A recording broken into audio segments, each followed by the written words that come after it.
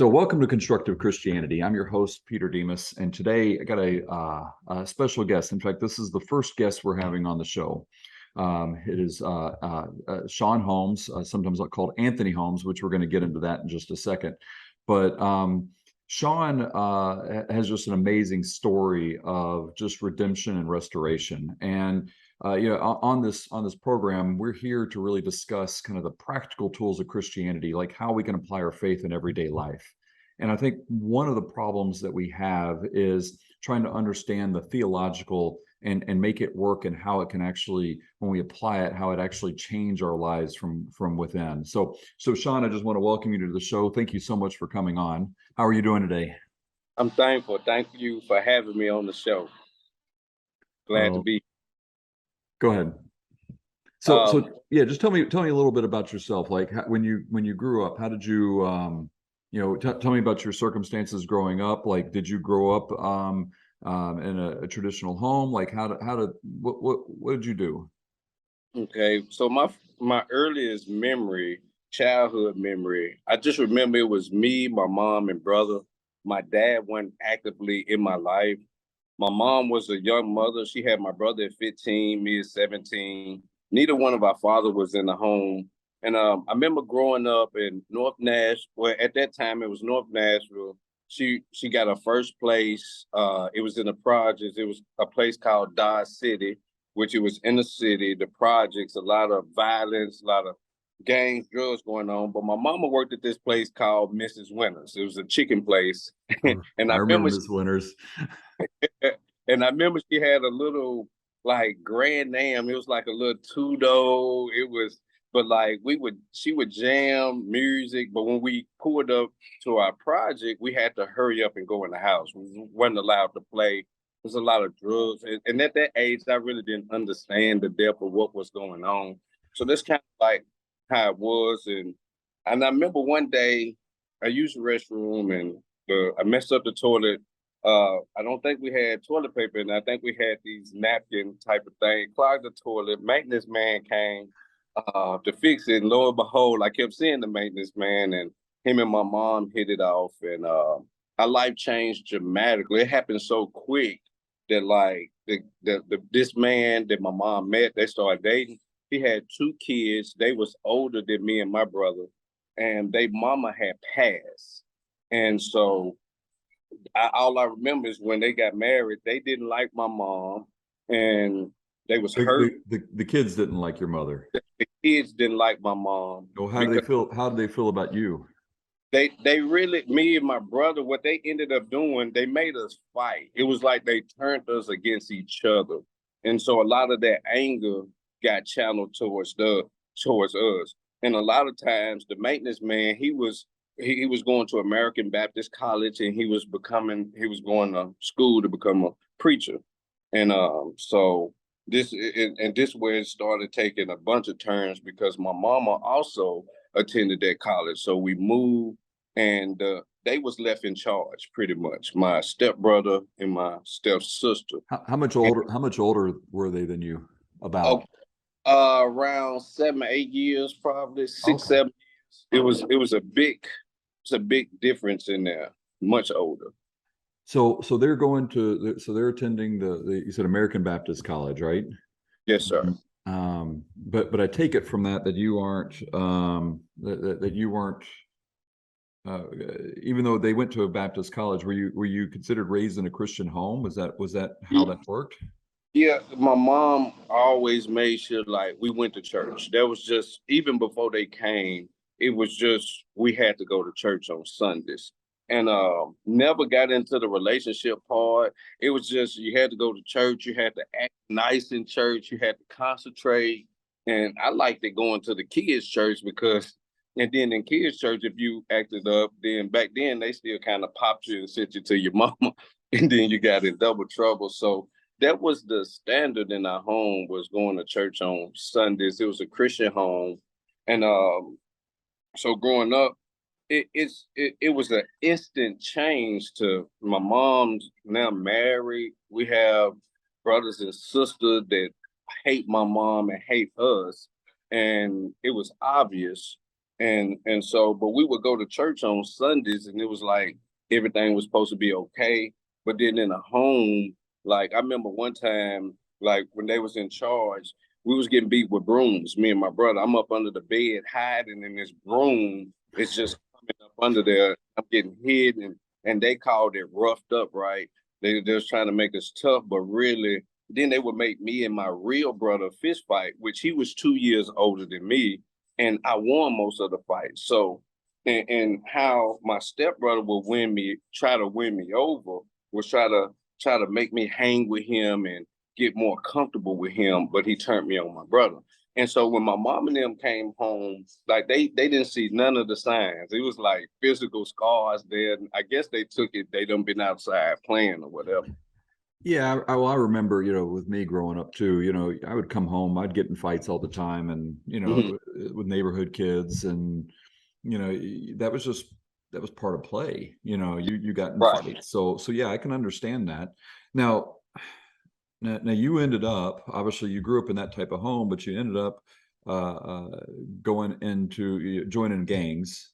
How did Yes, you sir. move from that type of home to gangs? Do you blame your stepbrothers for it, or how did that happen?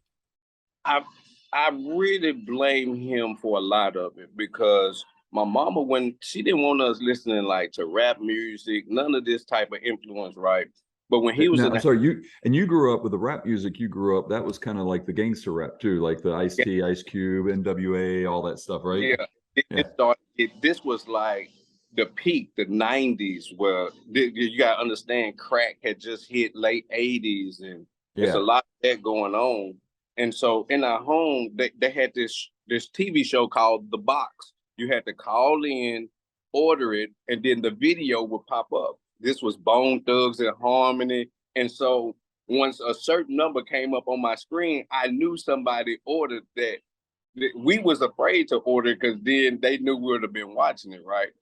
And so that's how that kind of got introduced. And then once we left American Baptist College, we moved to this place called Lishie Avenue, where my great grandmama, she lived in the projects in Suller Court. These was the project out East Nashville. My uncles, aunties, I had a whole family that was from the projects, that still lived in the projects, that ran the projects.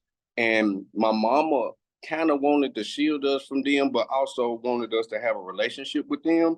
So I was surrounded by people going to school shooting dice. And back then, before gangs really evolved, we had a hat that said East Nashville or North Nashville or South Nashville. And these was broke. And then it started become people would come out of prison that was Crips. And so they would get they little homies, is what they call them, up under them, and start expanding the gang. California gangs started migrating here. Chicago gangs started migrating here.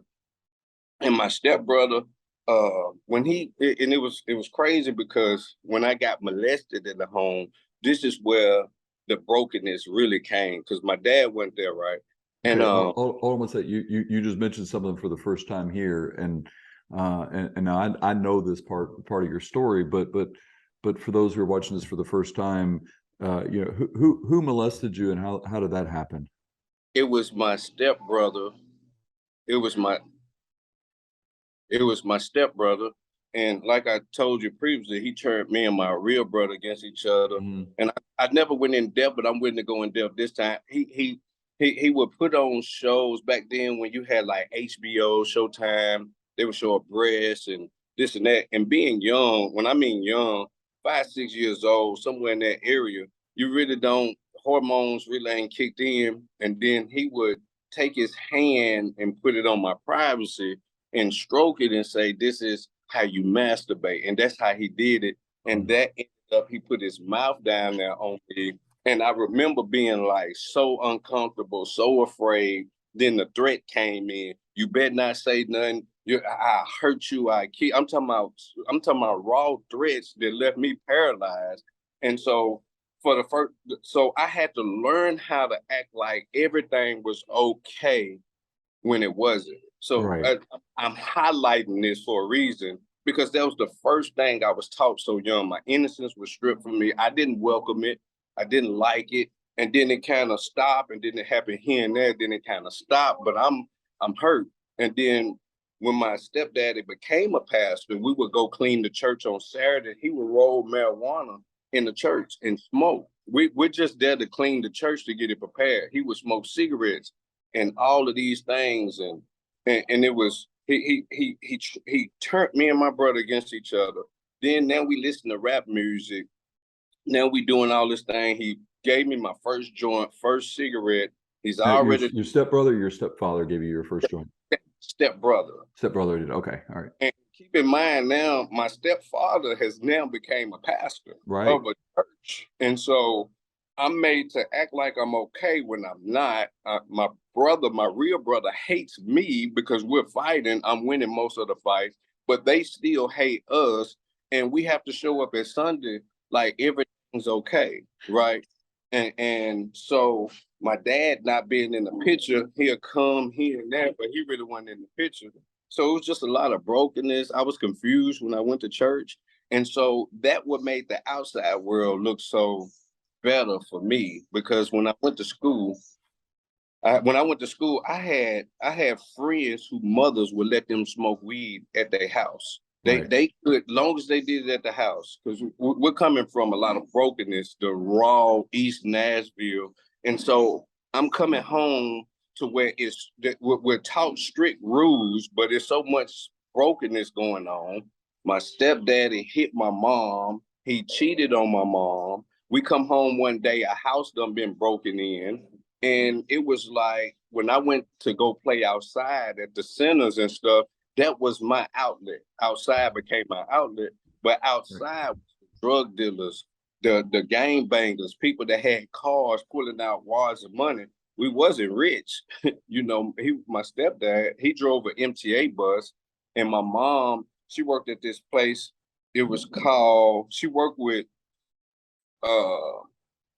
Clover Bottom. That was the name of it.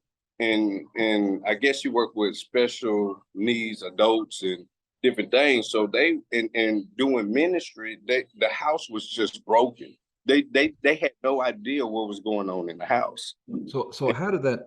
Yeah, I listen to a lot of people, and a lot of the things that I will get in response to like my Twitter posts or in conversation with employees, that so many people are hurt by the church, but many of their hurts are more they're not the way that you're describing the hurt. Someone hurt their feelings more than actually, like you had physical and emotional hurt that went beyond,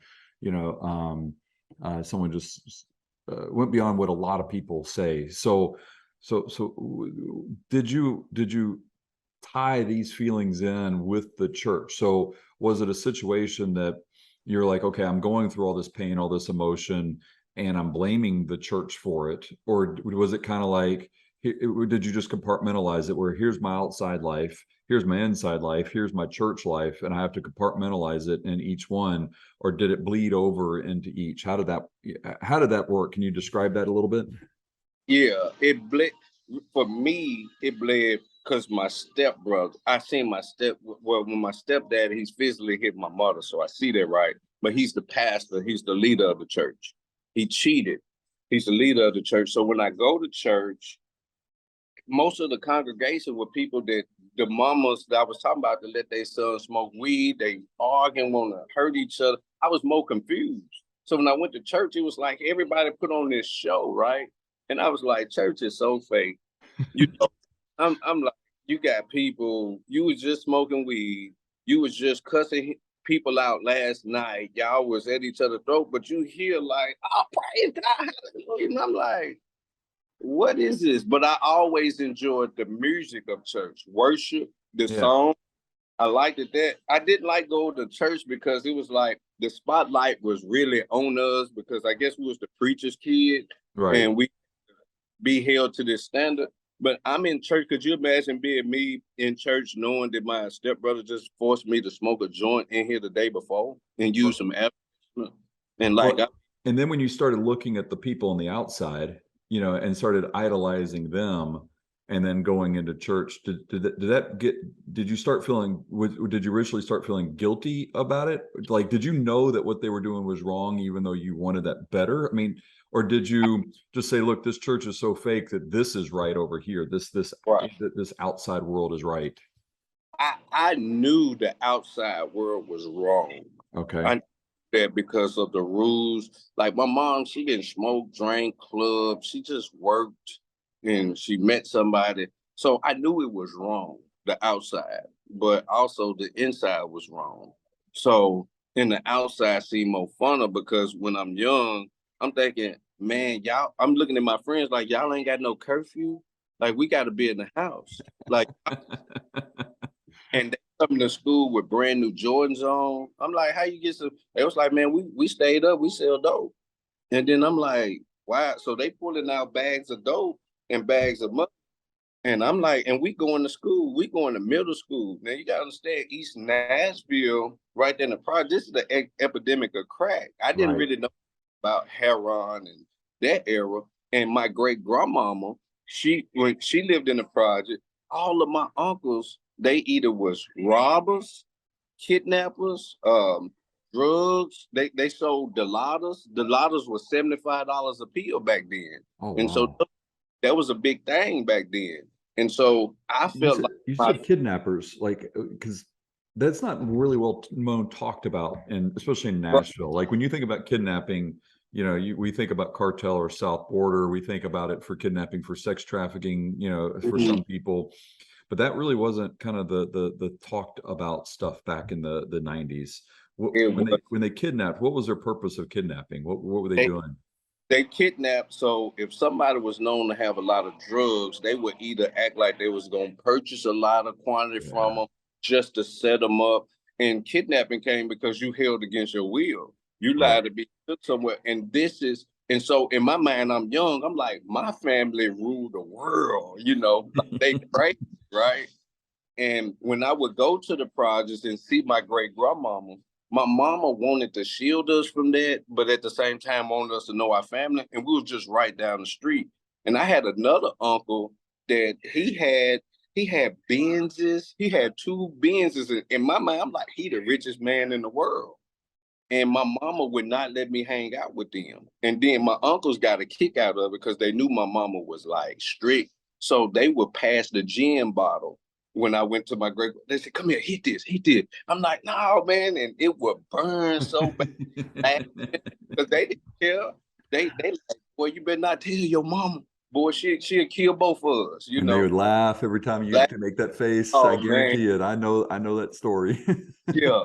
And so I, so my life was kind of bittersweet because the worship part of church I like. And if you've been to a traditional black church, it's gonna be a lot of shouting. It could last all day. And I just used to be in there hungry. This was something else that messed me up. Like my stepbrother, I remember going to the mall. I used to be so afraid to walk through the department with the makeup department because those women were so beautiful. I don't know. I had a fear of women of like talking to him, and he would make me go up there and say something to him.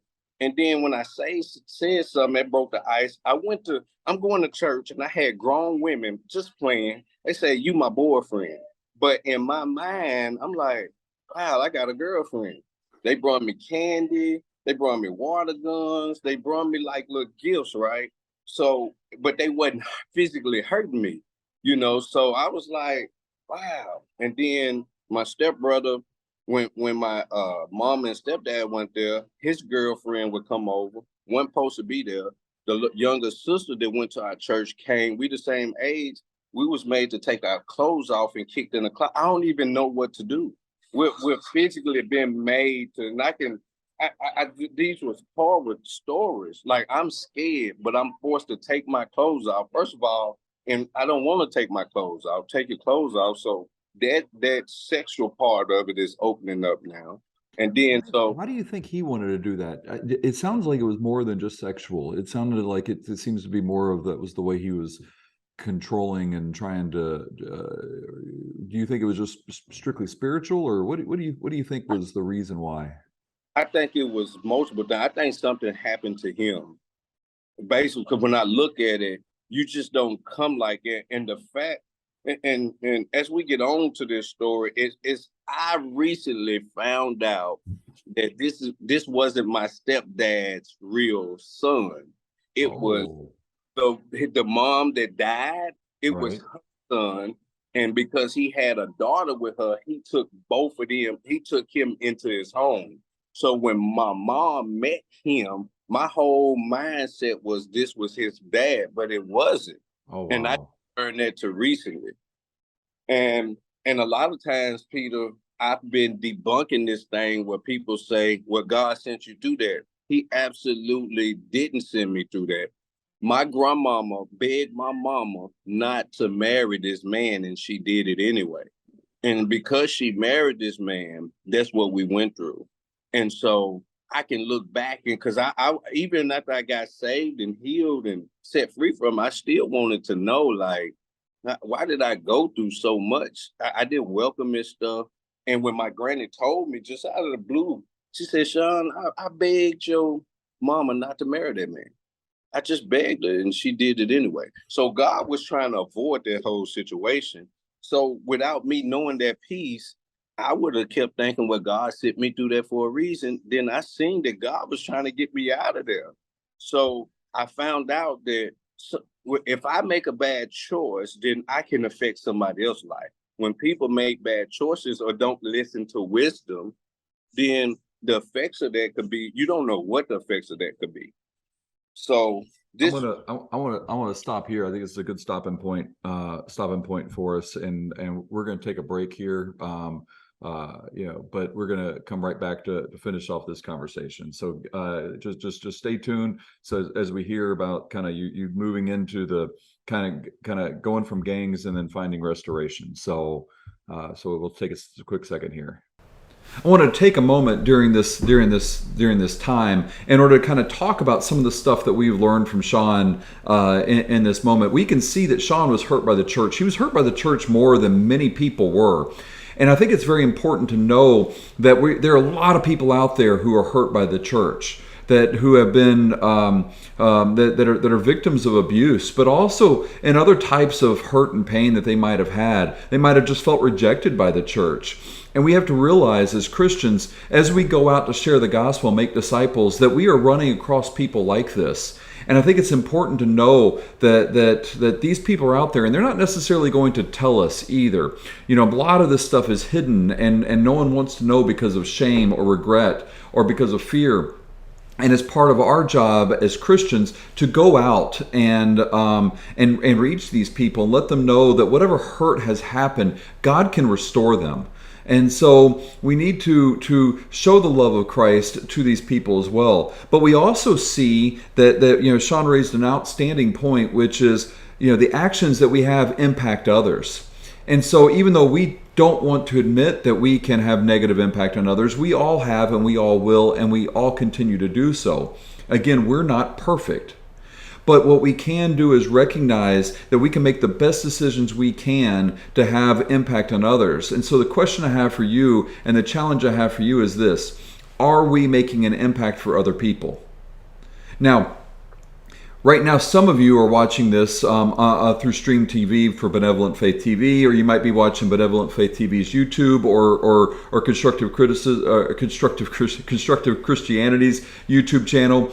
And if you recognize the impact that you can have on other people, type those in the comments below. You can subscribe to either channel, but also encourage you to tune in to Benevolent Faith TV and